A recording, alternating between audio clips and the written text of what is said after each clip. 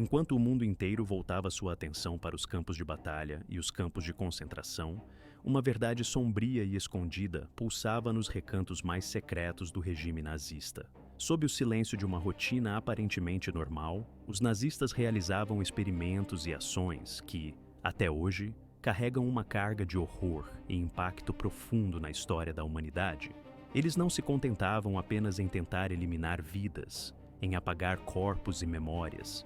Eles tinham uma visão ainda mais perturbadora, a de moldar a própria essência da humanidade, de criar uma raça superior desde o berço, desde o momento em que uma criança começava a respirar. Assim, nasceu o programa conhecido como Lebensborn, cujo nome, traduzido livremente, significa Fonte da Vida. Este projeto foi elaborado nos bastidores, longe dos olhos do mundo, com a intenção de criar, através de manipulação e controle, uma raça de indivíduos considerados ideais pelos critérios raciais nazistas. O que aconteceu dentro das instalações e nos bastidores dessas operações ainda assombra muitas vidas atualmente, deixando uma marca indelével de atrocidade. O início de tudo remonta ao ano de 1935, quando o programa foi lançado de maneira discreta, quase clandestina, sem que o mundo percebesse a sua verdadeira natureza, até que fosse tarde demais para impedir seus desdobramentos devastadores. Lebensborn foi concebido por Heinrich Himmler, o líder da SS e um dos seguidores mais fiéis de Adolf Hitler. Mesmo sem uma formação formal em medicina ou genética, Himmler acreditava de forma fanática na pureza racial, no conceito de uma raça ariana ideal que precisava ser preservada e, mais do que isso, criada de forma artificial, através de políticas de controle estatal. A essência do Lebensborn se apoiava em uma ciência distorcida e em pseudo-teorias raciais que eram consideradas por muitos dentro do círculo da elite nazista como verdades infalíveis, embora fossem totalmente desacreditadas pela ciência real. As mulheres alemãs que se encaixavam na ideia do padrão racial, considerado ideal pelo regime, não eram vistas meramente como cidadãs comuns. Elas eram tratadas quase como recursos nacionais, verdadeiros ativos para a construção do futuro do país. Himmler tinha uma visão clara de uma sociedade na qual o Estado teria a autoridade máxima sobre a reprodução, intervindo diretamente na formação das próximas gerações de alemães, com o objetivo de fortalecer a nação de acordo com critérios raciais rígidos.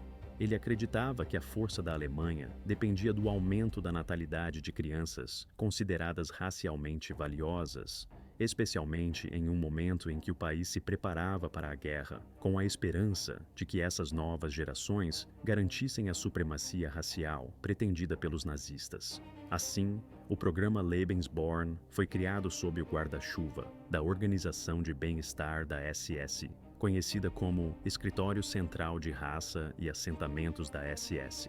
Inicialmente, esse projeto foi disfarçado de uma iniciativa assistencial, com o objetivo formal de ajudar mães em dificuldades, mas, na verdade, seu propósito verdadeiro era a eugenia, a manipulação genética e racial da população. Desde a arquitetura das residências até o treinamento das parteiras, tudo foi cuidadosamente planejado para estar em consonância com essa visão racial distorcida. A primeira casa, Lebensborn, foi instalada em dezembro do ano de 1935, na pacata cidade de Steinhöring, na Baviera, próxima a Munique. Essa instalação funcionava em um antigo hospital de maternidade, adaptado para oferecer cuidados pré-natais, assistência no parto e apoio à criação dos recém-nascidos. No entanto, ela também servia como um ponto de controle rigoroso, com regras rígidas sobre quem poderia entrar ou sair dessas instalações. Ao longo dos anos seguintes, mais casas foram inauguradas em territórios ocupados pelos nazistas, expandindo o programa rapidamente. Essa expansão foi motivada por múltiplos objetivos: tentar reverter a queda na taxa de natalidade entre os alemães, oferecer uma solução para o aumento de nascimentos ilegítimos e, sobretudo, criar uma ferramenta para moldar o futuro do país desde o momento do nascimento. Contudo, o aspecto mais sombrio e perturbador de todo esse projeto era sua obsessão com o sangue. a hereditariedade e a pureza racial. O Lebensborn não operava isoladamente. Ele estava diretamente conectado às metas mais amplas da guerra demográfica do Terceiro Reich. À medida que a Alemanha nazista expandia seu território e sua influência, o programa evoluía para algo ainda mais obscuro, alimentado por uma pseudociência racial que desprezava a dignidade e os direitos humanos. A seleção das mulheres que participavam do programa não se baseava em critérios de empatia ou respeito, mas sim na aderência a um conceito racial distorcido e pseudo. Antes mesmo de uma mulher poder ser considerada apta para uma determinada função ou projeto, ela tinha que passar por uma rigorosa e extensa triagem, conduzida por médicos do Partido Nazista e especialistas em questões raciais, cujo objetivo era garantir a pureza e a superioridade racial desejadas pelo regime. Essa avaliação não se tratava de simples exames de rotina ou verificações superficiais. Pelo contrário, eram procedimentos invasivos, muitas vezes humilhantes e desumanizantes, feitos de forma a limitar ao máximo a privacidade e a dignidade da mulher avaliada. Entre os procedimentos realizados estavam exames físicos detalhados, que incluíam medições do formato do nariz, a largura da mandíbula, a proporção do corpo inteiro e até mesmo a distância entre os olhos, cada uma dessas características sendo considerada um possível fator de rejeição ou aprovação. Não raro, a mulher era solicitada a se despir, na presença de examinadores masculinos, que a avaliavam como se estivesse diante de uma mera amostra biológica, uma peça de um grande e cruel quebra-cabeça racial. Contudo, a análise não se limitava às aparências externas. Os investigadores dedicavam-se a examinar minuciosamente os registros familiares de várias gerações, vasculhando qualquer indício de ascendência não ariã, sangue judeu ou doenças hereditárias que pudessem comprometer a pureza racial desejada. Caso fosse detectado qualquer defeito, seja ele de ordem mental, física ou mesmo genealogicamente duvidoso, a mulher era automaticamente descartada, sem possibilidade de recurso ou reconsideração. Bem mais do que uma simples avaliação física, o processo de seleção envolvia também uma investigação aprofundada sobre o histórico familiar, buscando qualquer traço que pudesse manchar a suposta perfeição racial que o regime buscava promover. Além dessas verificações, rumores de fraqueza moral, como ter um parente com transtorno mental ou um tio envolvido em atividades criminosas, podiam ser motivo suficiente para a exclusão da candidata. Assim, o regime nazi impunha um controle quase total sobre as vidas dessas mulheres, incluindo aspectos que iam muito além do físico, chegando às questões de caráter e moralidade. O grupo de mulheres selecionadas era muitas vezes surpreendentemente jovem, chegando a incluir meninas que ainda estavam na escola, recém-saídas da infância. Para o regime nazista, essa juventude representava um investimento de longo prazo, pois quanto mais jovens fossem, maior seria a quantidade de filhos que poderiam gerar ao longo de suas vidas, contribuindo assim para o crescimento da raça ariana idealizada. Algumas dessas jovens ingressavam voluntariamente no programa, acreditando que estavam agindo por patriotismo ou por um senso de honra. Muitas delas tinham sido persuadidas por autoridades locais do Partido Nazista, professores ou figuras de autoridade que as incentivaram a participar, transmitindo a ideia de que estavam cumprindo um dever cívico e uma missão nobre em benefício do Reich. Outras, porém, eram levadas a participar por engano ou até mesmo sob coerção, sendo convencidas de que sua contribuição era uma responsabilidade sagrada de servir ao Estado e à nação alemã.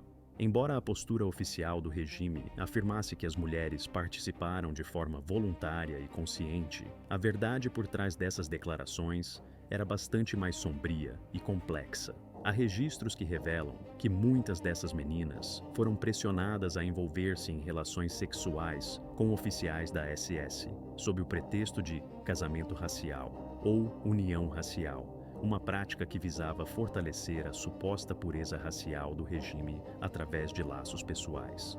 Nesses casos, a recusa não era sempre uma opção viável. Muitas vezes, a mulher se via sem alternativa diante da força coercitiva do regime, que não se preocupava com os sentimentos ou a autonomia dessas jovens, mas sim com os resultados desejados. O regime nazi estava focado exclusivamente na obtenção de resultados concretos, independentemente da dignidade, do consentimento ou do bem-estar emocional das mulheres envolvidas. Entre os anos de 1935 e 1945, mais de 20 mil crianças nasceram diretamente dentro das instalações do programa Lebensborn, uma iniciativa criada especificamente para promover a procriação racialmente pura e fortalecer a linhagem ariana. Contudo, esse número não reflete completamente a extensão do alcance do programa, pois muitas dessas crianças eram o produto de parcerias planejadas entre oficiais da SS e mulheres racialmente aprovadas, além de serem símbolos vivos da aberração racial propagada pelo regime nazista. Desde o momento de seu nascimento, suas vidas eram rigidamente controladas pelo Estado, que determinava cada detalhe de sua identidade e de seu destino. Para os recém-nascidos nascidos nos centros do Lebensborn, a formação de sua identidade começa. Os horários de brincar, as refeições e as rotinas de dormir eram todos rigidamente organizados com base em princípios de disciplina, força física e uma fidelidade cega e inquestionável. No entanto, o programa Lebensborn não se limitava apenas à seleção de bebês nascidos na Alemanha. À medida que o regime nazista expandia seu controle por toda a Europa, essa iniciativa se transformou em algo ainda mais sombrio e sinistro. Em territórios como a Tchecoslováquia, a Iugoslávia e a Polônia, milhares de crianças foram removidas de suas famílias de maneira forçada, simplesmente por apresentarem determinadas características físicas consideradas desejáveis pelos nazistas. Essas características incluíam cabelos loiros, pele clara e olhos azuis, considerados como um padrão racial idealizado pelo regime. Oficiais nazistas visitavam orfanatos, hospitais e até mesmo residências rurais, realizando buscas minuciosas na esperança de localizar e capturar crianças que correspondessem a esses critérios raciais. Entre esses países, a Polônia sofreu o maior impacto dessa política de abdução. Assim que as tropas alemãs invadiram a Polônia em 1939, a ocupação militar se tornou apenas uma face de uma estratégia mais ampla e sistemática voltada para o roubo de crianças. Muitas dessas crianças eram levadas à força, arrancadas de seus lares no meio da noite, ou separadas de suas famílias durante os processos de deportação. Em alguns casos, grupos inteiros de crianças eram reunidos de orfanatos ou escolas, sem aviso prévio. Os pais eram frequentemente informados de que seus filhos haviam morrido de alguma doença, apenas para descobrir mais tarde que suas crianças tinham sido sequestradas. Essa manipulação psicológica era realizada de forma meticulosa e deliberada, com o objetivo de reprogramar a mente dessas crianças. Elas eram constantemente convencidas de que suas famílias originais eram inimigas e que, por terem sido salvas pelos alemães, estavam agora sob uma nova proteção. Um dos principais centros responsáveis por esse processo de transformação foi o campo de concentração em Łódź, na Polônia, posteriormente renomeado pelos nazistas como Litzmannstadt.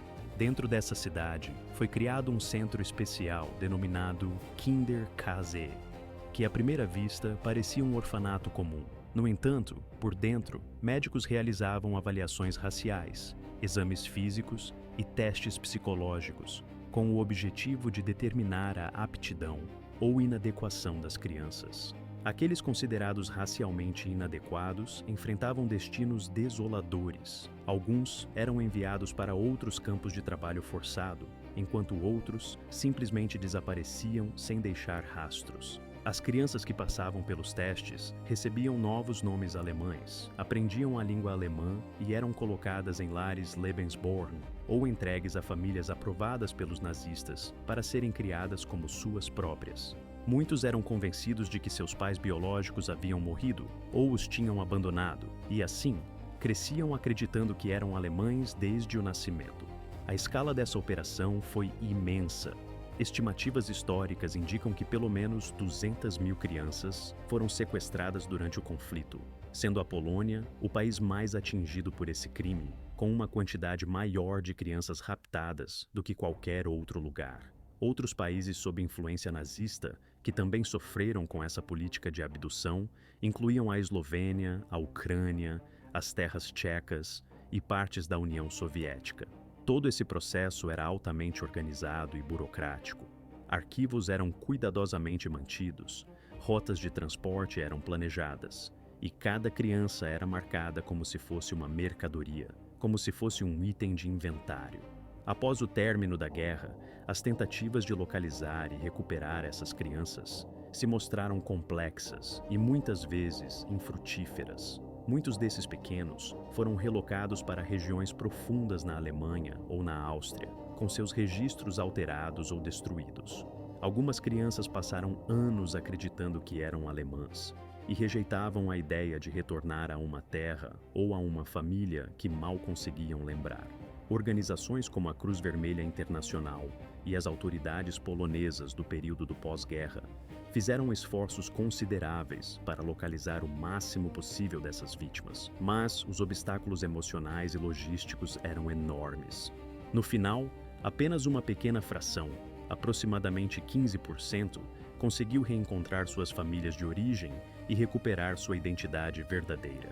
As fachadas das casas Lebensborn foram cuidadosamente projetadas para parecer acolhedoras e tranquilizadoras, muitas delas assemelhando-se a grandes casas de campo ou vilas, situadas frequentemente em áreas pacatas e pitorescas, longe do agito das cidades. À distância, esses edifícios transmitiam uma impressão de segurança e proteção para mulheres grávidas que buscavam abrigo ali, como se fossem refúgios seguros onde poderiam esperar a chegada de seus filhos em um ambiente de tranquilidade.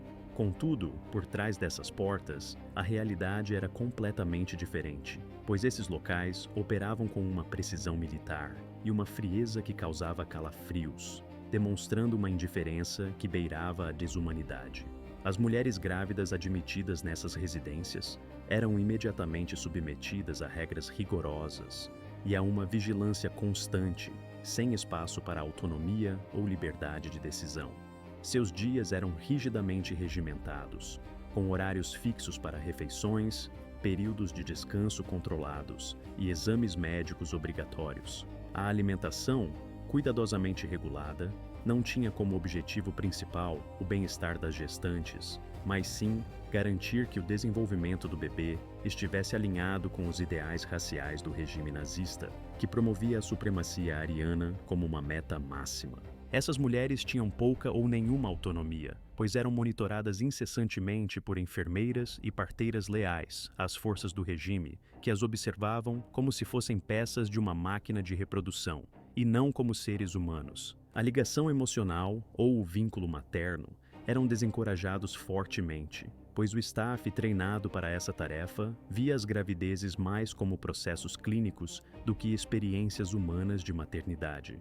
As cuidadoras não ofereciam conforto às mulheres, ao contrário, observavam-nas como se estivessem em um experimento científico, avaliando-as com frieza e precisão. As conversas eram limitadas ao mínimo necessário e o contato exterior era rigidamente restringido, de modo a evitar qualquer ligação afetiva que pudesse comprometer a ideologia do projeto.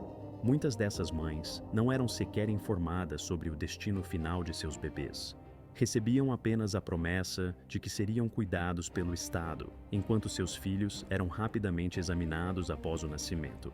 Esses exames visavam determinar a raça do recém-nascido, avaliando suas características físicas e fenotípicas, e os bebês considerados racialmente valiosos eram imediatamente documentados, marcados com etiquetas e separados de seus irmãos. Se um bebê apresentasse deformidades, problemas de saúde, ou até mesmo uma tonalidade de pele um pouco mais escura que o padrão ariano, as consequências poderiam ser fatais, eliminando-os sem hesitação.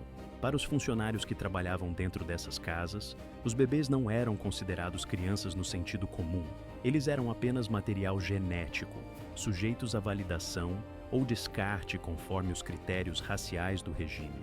Todo esse procedimento era realizado de maneira industrial, metódica e profundamente desumana, como se fosse uma linha de montagem de seres humanos, um processo frio e despersonalizado. Em muitos aspectos, as casas Lebensborn funcionavam como verdadeiras fábricas de reprodução, projetadas para receber jovens mulheres, extrair sua capacidade reprodutiva e descartar o que não atendesse às exigências raciais do regime. A Noruega, país que não era apenas uma mera peça periférica na engrenagem do programa Lebensborn, tinha um papel central na estratégia racial dos nazistas. Para o regime de Hitler, os escandinavos eram considerados alguns dos mais próximos do ideal ariano fora da Alemanha, e Heinrich Himmler, o chefe da SS e um dos principais arquitetos dessa política, via na Noruega um terreno perfeito para a expansão racial. Ele desejava transformar o país numa verdadeira colônia de reprodução para a SS, incentivando abertamente soldados alemães estacionados em território norueguês a manterem relacionamentos com mulheres locais, especialmente aquelas com características físicas claras, como olhos azuis e cabelos loiros.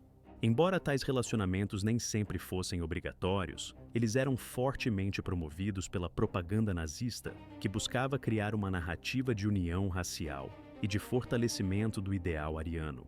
Em alguns casos, as mulheres eram persuadidas ou pressionadas a manter esses relacionamentos, com promessas de proteção ou vantagens sociais. Outras, menos informadas ou mais vulneráveis, eram manipuladas por esses discursos e estratégias de persuasão. Ao todo, foram estabelecidas pelo menos 9 casas Lebensborn em diferentes regiões da Noruega, oferecendo cuidados médicos gratuitos e um ambiente de sigilo às mães que ali buscavam abrigo. Algumas dessas mulheres acreditavam estar contribuindo para um futuro melhor para seu país, especialmente durante o período de ocupação alemã, enquanto outras desconheciam completamente o verdadeiro propósito do projeto, até o momento de dar à luz seus filhos. Ao final da guerra, após a derrota do regime nazista, uma nova fase de horror e injustiça começou a se desenrolar, deixando marcas profundas na história e na memória daqueles que sobreviveram ao período mais sombrio da Segunda Guerra Mundial.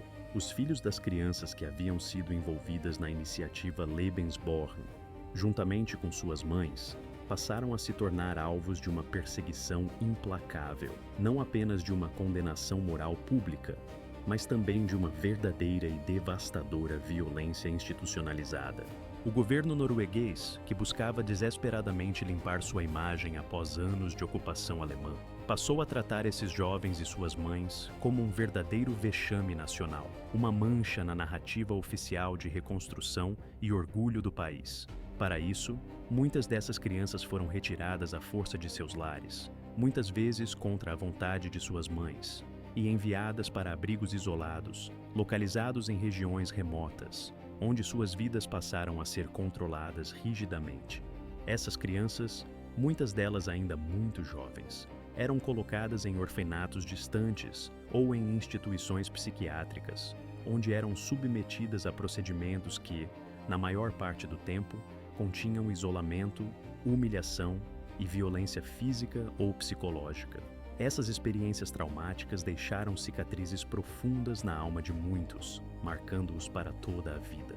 A situação se tornou ainda mais grave ao se descobrir que, em alguns casos, essas mesmas crianças eram utilizadas como cobaias em experimentos psicológicos realizados clandestinamente. Nos anos 50 e 60, sob programas secretos, parcialmente apoiados por governos estrangeiros, uma parcela desses jovens foi submetida a estudos sem o seu consentimento, sob o pretexto de pesquisa científica sobre comportamento hereditário ou doenças mentais. Esses experimentos, disfarçados de investigações científicas legítimas, na verdade representaram atos cruéis, sancionados pelo próprio Estado, que exploraram a vulnerabilidade dessas crianças, como se fossem objetos de experimentação. O fim do regime nazista, em 1945, trouxe esperança de justiça, sobretudo após as forças aliadas descobrirem toda a estrutura e documentação que sustentavam o programa Lebensborn. Contudo, mesmo com evidências concretas, desvendar a verdadeira dimensão e os propósitos do projeto revelou-se uma tarefa extremamente complexa. Diferentemente dos campos de extermínio, que deixaram atrás de si valas comuns e câmaras de gás, o esquema Lebensborn foi meticulosamente escondido por meio de papéis, sigilo e silêncio absoluto. Os crimes cometidos por esse programa foram encobertos por uma rede de documentos secretos e por uma cultura de encobrimento.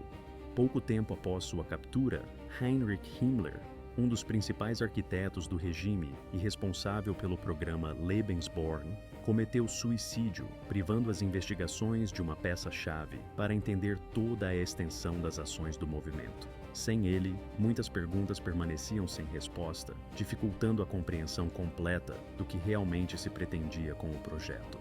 Na tentativa de esclarecer esses mistérios, os investigadores aliados se depararam com uma dificuldade adicional. A maioria dos funcionários envolvidos, incluindo parte das parteiras, administradores e até alguns altos oficiais das SS, ligados às casas de Lebensborn, haviam desaparecido. Muitos desses indivíduos usaram nomes falsos, documentos falsificados e se esconderam na sociedade alemã do pós-guerra, tentando escapar da justiça. No entanto, os países que derrotaram o nazismo não se deram por vencidos na busca por responsabilização. Para isso, instauraram uma série de tribunais militares com o objetivo de levar os responsáveis por esses crimes à justiça. Entre esses processos, destacou-se o julgamento conhecido como Russia Trial, oficialmente denominado Estados Unidos da América contra Ulrich Greifeld e outros, que teve início no dia 20 de outubro de 1947. Esse julgamento concentrou-se na acusação de crimes contra a humanidade, crimes de guerra e associação a organizações criminosas, envolvendo principalmente 14 altos funcionários da SS, do Escritório Central de Raças e Assentamentos, do Comissariado do Reich para a Consolidação da Nacionalidade Alemã, do Volksdeutsche Mittelstelle e da própria Sociedade Lebensborn. Os réus enfrentaram acusações relacionadas à participação em um programa de racismo e genocídio, incluindo o sequestro e a abdução de crianças consideradas valiosas para o projeto de germanização. Um dos nomes mais destacados desse processo foi Max Zollmann, que liderava a Sociedade Lebensborn. A acusação alegou que a organização participara de uma ação sistemática de sequestro de crianças de territórios ocupados, com o objetivo de criá-las como alemãs, promovendo assim o projeto de expansão racial do regime nazista. No entanto, ao final do julgamento, verificou-se que, de aproximadamente 10 mil crianças estrangeiras, a maior parte das crianças vinculadas ao programa Lebensborn eram órfãos de origem alemã, pertencentes a uma etnia cuja identidade e cultura eram consideradas essenciais para os ideais raciais do regime nazista. Em poucos casos isolados, quando as crianças tinham pais vivos, o próprio programa evitava envolver-se na retirada dessas famílias, preferindo agir onde a situação fosse mais fácil de controlar e onde a conexão familiar pudesse ser minimizada ou completamente eliminada. Essa política de separação e relocação forçada foi amplamente reconhecida pelo tribunal, que admitiu a existência de um programa sistemático de sequestros e deslocamentos compulsórios de crianças na região nordeste da Europa. No entanto, o tribunal também esclareceu que essas ações, embora semelhantes em sua natureza, eram conduzidas por indivíduos ou organizações independentes, distintas do próprio Lebensborn, que operava sob a sombra de um aparato burocrático complexo, mas nem sempre diretamente responsável por cada ato realizado. A destruição de arquivos pelos próprios membros das SS, que antes de fugirem diante do avanço das forças aliadas, tiveram a intenção de eliminar provas, deixou um rastro de silêncio e incerteza sobre o número exato de crianças removidas ou transferidas, dificultando uma contagem precisa. Essa perda de documentos impossibilitou uma avaliação definitiva da escala do crime, deixando uma lacuna na história oficial. No julgamento realizado em 10º de março de 1948, a Corte decidiu por absolver Max Zollmann e outros funcionários do Lebensborn das acusações específicas relacionadas ao sequestro de crianças, uma decisão que gerou controvérsia. Apesar disso, Solman foi condenado por sua associação a uma organização criminosa, a SS, recebendo uma sentença que já havia cumprido integralmente com antecedência, sendo, portanto, libertado. O principal acusado, Ulrich Greifeld, chefe do RKFDV, uma organização responsável por administrar questões relacionadas às comunidades e populações alemãs na Europa ocupada, foi considerado culpado em todas as acusações e recebeu uma sentença de prisão perpétua. Outros indivíduos julgados tiveram suas penas variadas, que iam de 10 a 25 anos de reclusão, algumas das quais posteriormente foram reduzidas ou concedidas a indultos, refletindo a complexidade e, por vezes, a ambiguidade na atribuição de responsabilidade dentro da estrutura burocrática nazista. O julgamento do Russia, órgão responsável pelas políticas raciais e de reassentamento, revelou as dificuldades de estabelecer culpabilidade individual dentro de um sistema altamente hierarquizado e burocrático. Embora o Lebensborn, como entidade, tenha sido considerado inocente de envolvimento direto em ações de sequestro, o julgamento evidenciou o papel mais amplo das organizações nazistas na implementação de políticas raciais cruéis e desumanas. O fato de muitos responsáveis por administrar programas de auxílio e gestão do Lebensborn terem recebido penas leves reforçou a percepção de que a justiça não foi plenamente realizada. A Corte declarou que o Lebensborn, enquanto organização, não era considerada uma entidade criminosa per se, mas que certos atos praticados por alguns de seus agentes eram ilegais, o que permitiu que muitos de seus colaboradores permanecessem livres, sem punição severa. Essa decisão deixou uma sensação de injustiça e frustração, pois não puniu de forma definitiva os responsáveis por ações que afetaram a vida de milhares de crianças inocentes. Apesar de todo o aparato jurídico, a verdadeira tragédia residia nas próprias crianças, vítimas de um sistema que lhes negou a identidade e o passado verdadeiro. Em muitos casos, elas cresceram com nomes falsificados, tendo suas origens escondidas por documentos adulterados ou destruídos. Quando o conflito terminou, essas crianças frequentemente foram dispersas, acolhidas em campos de refugiados ou entregues ao cuidado do Estado, muitas vezes sem qualquer informação sobre sua verdadeira origem.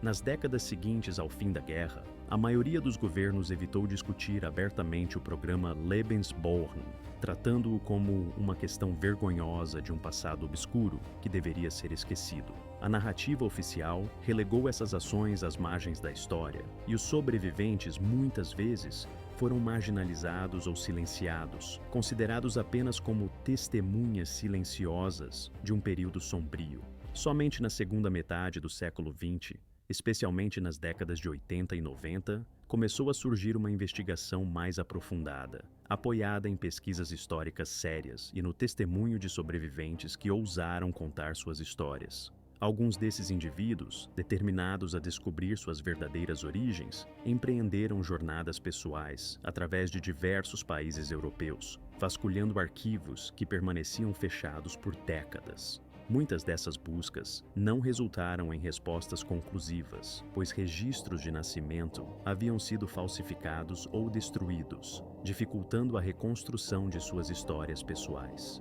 Günther foi um desses casos. Desde pequeno, acreditava ser um cidadão. Ao aprofundar suas investigações, ele descobriu uma verdade devastadora que mudaria para sempre sua compreensão de si mesmo e de sua origem. Seus verdadeiros pais, pessoas que deveriam tê-lo amado e protegido, haviam sido brutalmente executados durante o período em que o país enfrentava a ocupação nazista. Essas vítimas foram ceifadas por um regime cruel e impiedoso, deixando para trás uma história de sofrimento e perdas irreparáveis. Em meio a esse contexto sombrio, ele foi sequestrado ainda na infância, quando era apenas um bebê, arrancado do seio de sua família e levado para um mundo de experimentos e manipulações.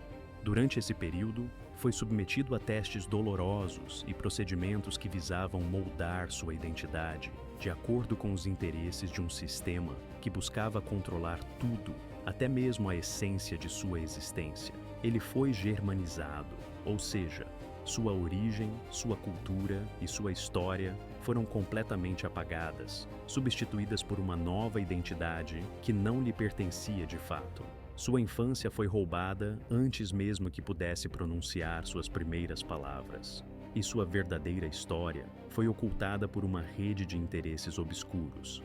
Tudo isso fazia parte de um projeto maior, coordenado por uma estrutura conhecida como Lebensborn, uma iniciativa sinistra que tinha como objetivo controlar corpos femininos e manipular vidas inteiras desde o início. A Lebensborn, uma instituição criada pelo regime nazista, tinha como propósito principal assegurar a reprodução de uma suposta raça ariana pura. E para isso, controlava as mulheres, determinando quem poderia engravidar e como deveriam criar seus filhos. Além disso, essa organização tinha um impacto direto na vida das crianças, muitas vezes roubando-as de suas famílias legítimas e criando-as em ambientes controlados, onde sua identidade e história eram completamente apagadas ou moldadas segundo os interesses do regime. Tudo isso começou por causa de uma ideologia perversa, alimentada por um grupo de homens que acreditava, de forma fanática, que apenas certas pessoas, aqueles considerados puros e superiores, tinham o direito de existir e prosperar. Essa convicção distorcida fundamentou ações que perpetuaram a desumanização, o sofrimento e a destruição de vidas inocentes, deixando uma marca profunda na história e na memória de quem sobreviveu a tais horrores.